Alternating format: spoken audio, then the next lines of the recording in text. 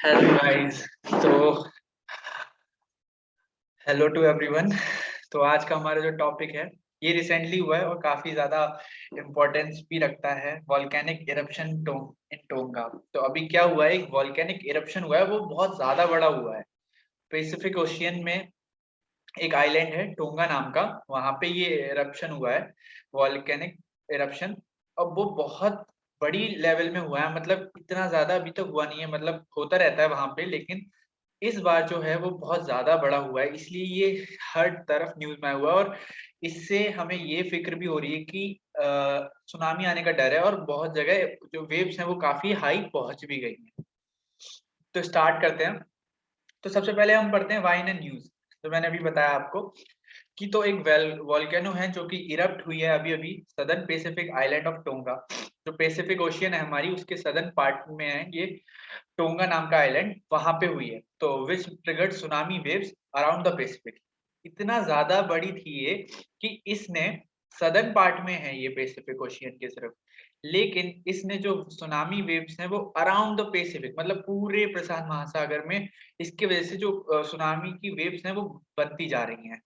The tonga islands occur along the ring of fire. अब ये ring of fire क्या है, बहुत सौ को पता होगा, बहुत सौ को नहीं। रिंग ऑफ फायर एक तरीके का पाथ है पूरे पैसिफिक ओशियन के अराउंड। ये जो आपको रेड रेड सा दिख रहा है इस पिक्चर में, ये रिंग ऑफ फायर है। इस पाथ में जो मोस्टली एक्टिव वॉल्केनोज प्रेजेंट हैं वर्ल्ड की, ये जितनी भी रेड रेड डॉट्स दिख रही हैं ये सारी की सारी वॉल्केनोज हैं। तो यही है जो रिंग ऑफ फायर है। तो इसको एक पाथ कहते हैं पैसिफिक ओशियन में, जहाँ पे बहुत सारी क्या है, वॉल्केनोज प्रेजेंट है। तो ये इसको रिंग ऑफ फायर कहते हैं। यहीं पे टोंगा आइलैंड होता है साउथ सदर्न पार्ट में, ये इसमें लिखा हुआ दिख भी रहा है आपको। तो यहीं पे जो वॉल्केनिक एक्टिविटी है, सीस्मिक एक्टिविटी, वो बहुत ज्यादा हाई रहती है और वॉल्केनोस इरप्ट करती रहती हैं। लेकिन ये जो टोंगा वाली आज की वॉल्केनो इरप्शन हुआ है, ये काफी ज्यादा बड़ा हुआ है। तो अब हम इसके देखते हैं कि की पॉइंट्स क्या हैं। तो अभी हमने पढ़ा मतलब कि कहाँ पे हुई है, कैसे कैसे हुई है। तो की पॉइंट्स क्या है, ये अंडर सी वॉल्केनिक इरप्शन हुआ है बेसिकली। मतलब हम देखते हैं कि सी के ऊपर जो होती हैं, ग्राउंड लेवल पे वॉल्केनिक इरप्शन होती है तो उसमें होता है ग्राउंड लेवल पे चलता जाता है, लेकिन ये अंडर सी वॉल्केनिक इरप्शन हुआ है। दैट्स व्हाई इसी वजह से जो सुनामी आने का डर बहुत ज्यादा बढ़ गया, और जो वेव्स हैं सुनामी की वो अकर भी हो रही हैं, सुनामी आ भी रही पैसिफिक ओशियन के अराउंड, मतलब चारों तरफ आ रही है, उसकी वेव्स काफी ज्यादा हाई हो गई हैं। और ये वॉल्केनिक इरप्शन है, ये दो पार्ट्स में डिवाइडेड हुआ है आइलैंड। एक तो इसका नाम है हुंगा हपाई और एक है हुंगा टोंगा, के दो नाम हैं जो इसमें लिखे हुए हैं। और द हुंगा टोंगा और Hunga Haapai volcano has erupted regularly over the past few decades. तो ये क्या है, पिछले 2 दशक में ये बार-बार रेगुलर इरप्ट हो रही है, होती जा रही है। कोई इतना बड़ा मेजर नहीं हुआ, लेकिन इस बार जो हुआ वो सबसे बहुत बड़ा था।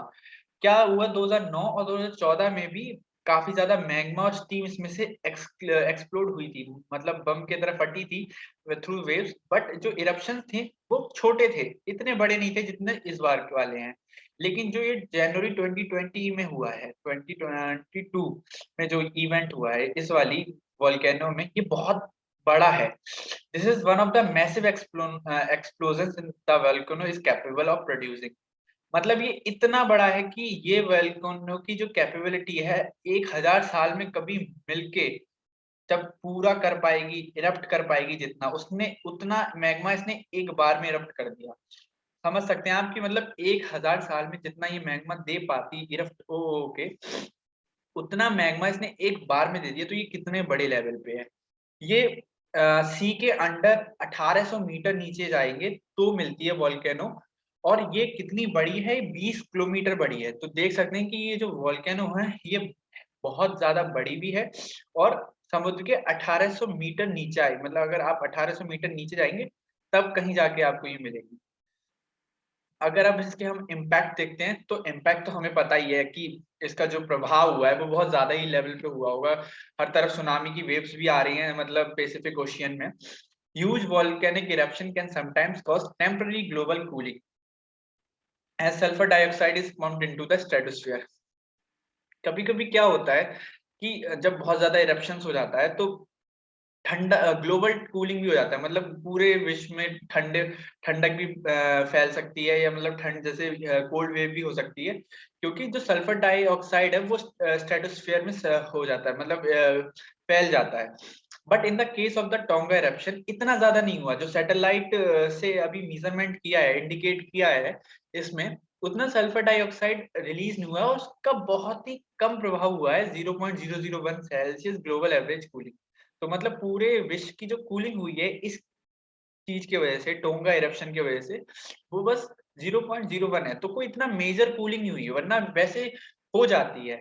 अब इसका एक और इम्पैक्ट देखते हैं, तो इसमें मतलब द यूएस जियोलॉजिकल सर्वे ने एस्टिमेट किया है कि ये जो इरप्शन हुआ है, ये जो बाहर इतना मैग्मा अभी फूटी है वोल्केनो, ये 5.8 मैग्नीट्यूड का अर्थक्वेक पैदा कर सकती है।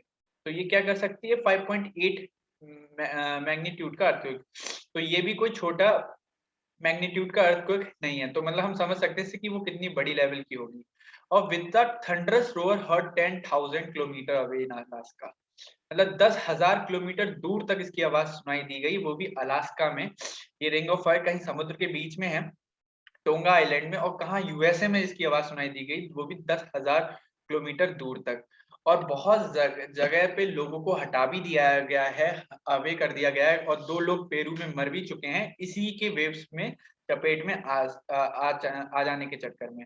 तो इसका जो इम्पैक्ट हो रहा है वो ग्लोबली हो रहा है, और अभी भी साइंटिस्ट क्लियरली नहीं कर पा रहे हैं कि क्यों हो रहा है, क्योंकि अभी भी चारों तरफ से बादल, मतलब जो इसके अराउंड है वो पूरा डस्ट और स्मोक में घिरा हुआ है, हम कुछ भी देख नहीं पा रहे हैं। तो अभी हम इसका और पता करेंगे। अब वॉल्केनोस होता क्या है, हमने इतना सब पढ़ लिया इसके बारे में, तो हम ये भी तो पता करेंगे वॉल्केनोस क्या है। तो वॉल्केनो इज एन ओपनिंग और rupture in the earth surface that allows magma. तो ये खुली हुई जगह होती है, मतलब ग्राउंड में ही, जिसमें से मैग्मा निकलता है, और वो हॉट लिक्विड जैसा होता है, एंड सेमी लिक्विड रॉक। कभी कभी हॉट लिक्विड में होता है, कभी कभी सेमी लिक्विड रॉक में निकलता है, volcanic ash and gases to escape. Volcanic spots are places which are found where Earth's tectonic plates come together. अब जहाँ पे हॉट स्पॉट्स, मतलब वॉल्केनो की हॉट स्पॉट्स कहाँ होते हैं, जहाँ मतलब ज्यादातर आपको मिलेंगी वॉल्केनो हॉट स्पॉट, जहाँ ज्यादातर होती हैं वॉल्केनोज, वो वहां जगह होती हैं, वो उन जगह होती हैं जहाँ पे अर्थ में टेक्टोनिक प्लेट्स हैं, अर्थ के नीचे वो टेक्टोनिक प्लेट्स जहाँ के मिलती हैं, वहां पर ज्यादातर ये वॉल्केनोज पाई जाती हैं। अब volcanic eruption is when lava and gas. Volcanic eruption क्या होता है, मैं इतनी देर से इरप्ट हुआ या इरप्शन हुआ कह रहा था, तो क्या होता है जब लावा, गर्म लिक्विड जो होता है, and gas are release from volcano sometimes explosively, जब एकदम से बम की तरह फट के निकलती है ना, लावा और गैस जब निकलती है, तो उसको कहते हैं वॉल्केनिक इरप्शन। तो अब हम थोड़ा जान लेते हैं कि वॉल्केनोस के बारे में, मतलब थोड़ा ये डेटा है, और ये बेसिकली पूछ लिया जाता है जब भी अगर ये टॉपिक आया हो, तो उसमें पूछ सकते हैं सर 1 वर्ड में कि दुनिया में सबसे एक्टिव वॉल्केनो कौन सी है, तो वो किलोया है इन हवाई यूएसए में, सबसे ज्यादा एक्टिव है volcano.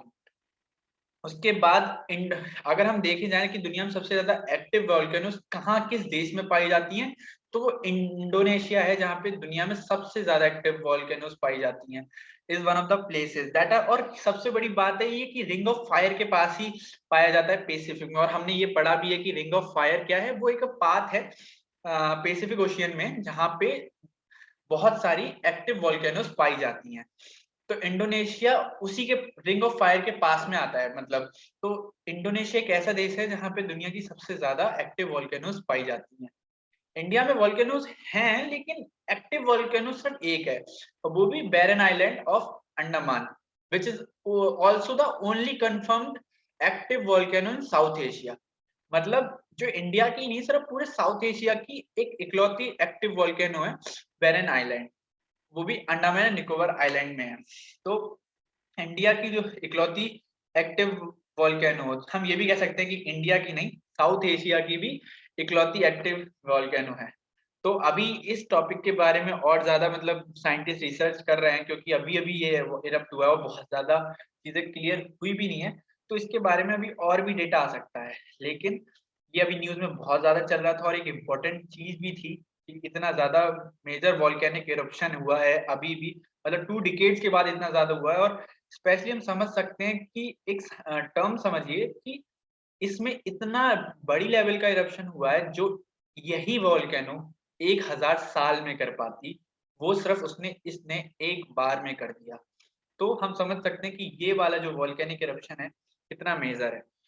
So that's all about that's topic tonga volcanic eruption. और हम इसका फोटो भी देख सकते हैं। मैंने पेस्ट किया है इसके पीडीएफ में।